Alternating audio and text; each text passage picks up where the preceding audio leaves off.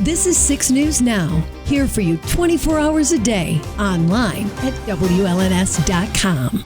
The survivors say the FBI took little to no action when allegations were made, and today that group held a press conference to announce their demands. Darylyn Horn is here for you now with a closer look at the lawsuit. Here, 13 survivors are seeking $130 million in damages. The attorneys representing the group say the FBI had meetings with at least 3 gymnasts back in July of 2015, claiming to have been assaulted by the former doctor, but those agents took no action. Nassar allegedly assaulted more than 100 athletes after that date, and now attorneys say all those assaults could have been avoided. Attorneys for many Nassar survivors will file 13 separate claims against the FBI for what they say was the Bureau's grossly negligent failure to investigate sexual abuse allegations against Larry Nassar. They will be using what is called the Federal Tort Claims Act, which allows people to be compensated for injury or loss caused by government negligence or wrongdoing. Survivors deserve justice in whatever form that may be. No amount will make up for the abuse that so many endured, but it can be a step toward healing for hundreds of survivors. Imagine allowing a sexual predator to continue doing these horrific acts on women and children for 16 more months, wreaking his sick terror on them. Meanwhile, Larry Nassar is currently serving a 60-year sentence in the Florida federal prison. When that's up, he has even more time in state prison. I'll have more on what was said in today's press conference tonight on our later shows. Kiera. Looking for a different kind of lunch break? Check out the Daily Digital Debrief, weekdays at 12:30 on WLNS.com and on the 6 News app. It's a little bit of news, a little bit of weather, a little bit extra.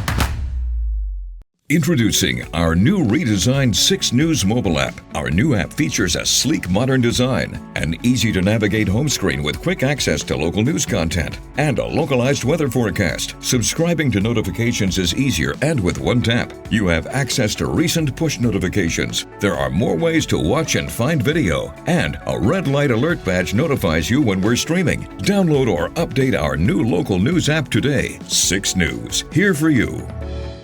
All right, Darylyn, thank you so much. Well, State Attorney General Dana Nessel says her office would take the investigation into the death of Patrick Lyoya if it were referred to her office. The AG's office is not currently involved. Lyoya was shot and killed by a Grand Rapids police officer on April 4th during a chase in a fight following a traffic stop. Michigan State Police is now investigating the department's use of deadly force in the death of Lyoya, and if charges were brought, they would likely be referred to the Kent County prosecutor. However, Nessel says her office would best be suited to handle this case because they can remain impartial. It's not a matter of not trusting them to do the right thing. It's the fact that I think it creates friction in those relationships that they need to have, and the optics are not good oftentimes. Lyoya's friends are planning a march and protest at the state capitol this afternoon to demand justice and action from state lawmakers. We'll be at that march, and we'll have live reports starting at 6 News at 5. Looking for a different kind of lunch break? Check out the Daily Digital Debrief, weekdays at 12:30 on WLNS.com and on the 6 News app. It's a little bit of news, a little bit of weather, a little bit extra. Russia is now launching new attacks in eastern Ukraine, and President Biden has convened a conference call with Western allies to discuss how to respond. Natalie Brand is here for you now with the latest on the Ukraine crisis. President Biden says the U.S. will send more powerful weapons to Ukraine, rushing to get the additional assistance there to be used against Russia's latest assault in the eastern part of the country. Today, I'm announcing another $800 million to further augment Ukraine's ability to fight in the east and the Donbas region. This package includes heavy artillery weapons, dozens of howitzers, and 144,000 rounds of ammunition to go with those howitzers. Some Ukrainian soldiers have already begun training on the howitzer systems, but the president says he needs Congress to approve more funds to keep supplying Ukraine with the weapons they need. My hope is, and my expectation is, Congress would move and act quickly. We'll learn about that in the next day or so, to be taken up as soon as we can next week.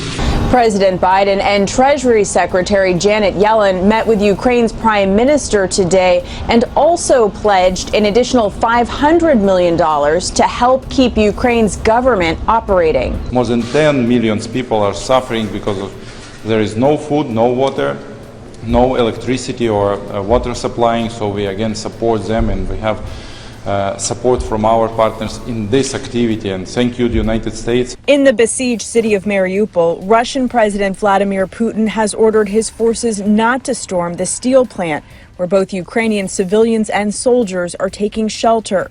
Instead, Putin has told his troops to block it, so, quote, not even a fly can get through. He should allow humanitarian corridors to let people on that steel mill and other places that are buried under rubble to get out. Elsewhere in the city, 4 buses carrying civilians managed to flee, the first major evacuation in nearly 2 weeks. Natalie Brand, CBS News, the White House. And if you would like to help the children of Ukraine during this difficult time, we're here for you with a way to do this. Just point your cell phone camera at the symbol on your screen right now, and this will take you straight to UNICEF's website so you can donate. You can also find a link to this symbol on our website at WLNS.com/HereForUkraine. Introducing our new redesigned 6 News mobile app. Our new app features a sleek modern design, an easy-to-navigate home screen with quick access to local news content, and a localized weather forecast. Subscribing to notifications is easier, and with one tap, you have access to recent push notifications. There are more ways to watch and find video, and a red light alert badge notifies you when we're streaming. Download or update our new local news app today. 6 News, here for you.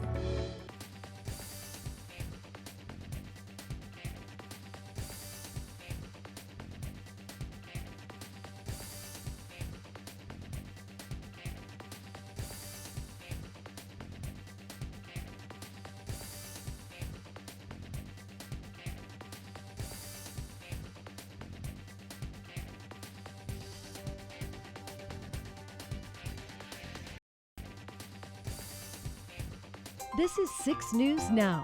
We will begin in 60 seconds.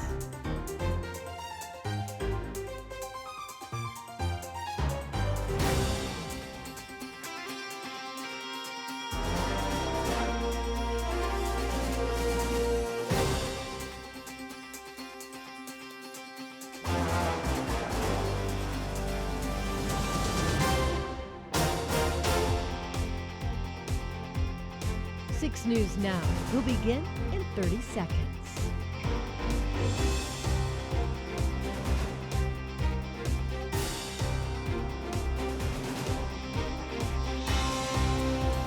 Don't go anywhere. 6 News Now will begin shortly.